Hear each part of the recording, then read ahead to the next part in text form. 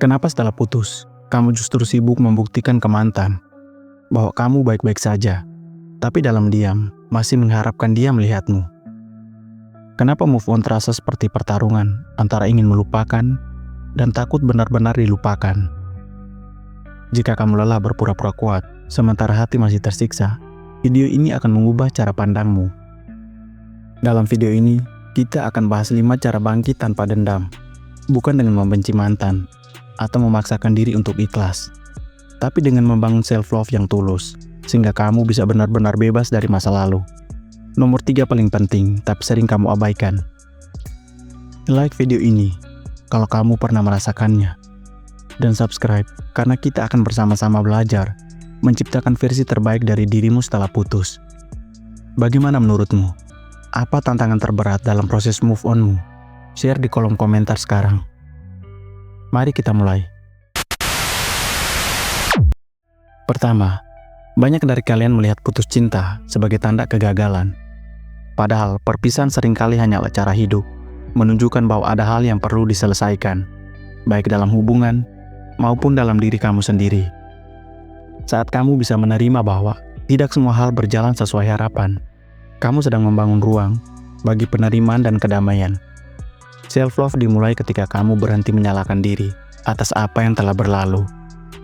Perpisahan bukan akhir cerita, tapi awal dari narasi yang kamu tulis ulang dengan lebih sadar.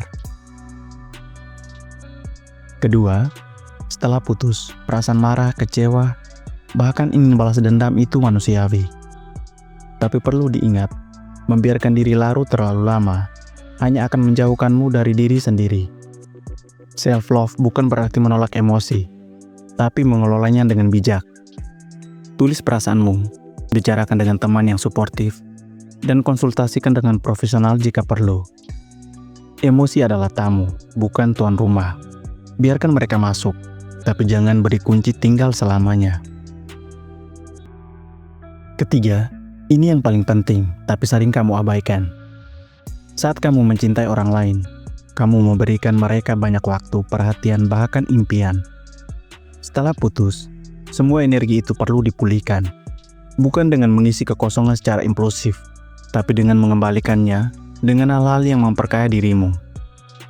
Bangun rutinitas baru, belajar hal yang dulu sempat tertunda, dan perkuat koneksi sosial yang sehat. Self-love bukan hanya soal merasa cukup, tapi juga menciptakan ruang untuk bertumbuh.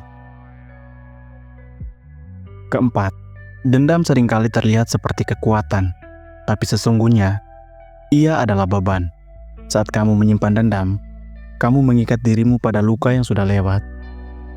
Memilih memaafkan bukan berarti melupakan, tapi memutuskan rantai emosi negatif yang membelenggu. Hal ini bukan soal membenarkan kesalahan mereka, tapi membebaskan dirimu dari sisa-sisa luka. Memaafkan bukan soal siapa yang benar atau salah, tapi siapa yang ingin bebas dan damai. Yang terakhir, seringkali kamu mencintai berdasarkan apa yang kamu pelajari dari luar, misalnya film, orang tua, bahkan trauma. Setelah putus, kamu punya kesempatan untuk mendefinisikan ulang apa itu cinta yang sehat. Tanyakan pada dirimu sendiri, apa yang aku butuhkan dalam hubungan? Apa yang aku butuhkan dari diriku sendiri?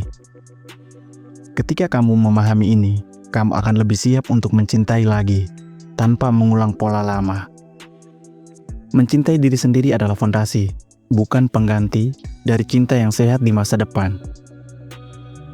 Penutup, putus cinta bisa jadi luka, tapi juga bisa menjadi pintu menuju pemulihan. Self-love bukan sesuatu yang instan, tapi bisa dilatih sedikit demi sedikit, lewat keputusan yang sadar setiap hari. Bagaimana dengan kamu? Apa pengalaman paling berat yang pernah kamu hadapi setelah putus? Dan apa hal paling bermakna yang kamu pelajari tentang dirimu sendiri dari situ? Ceritakan di kolom komentar.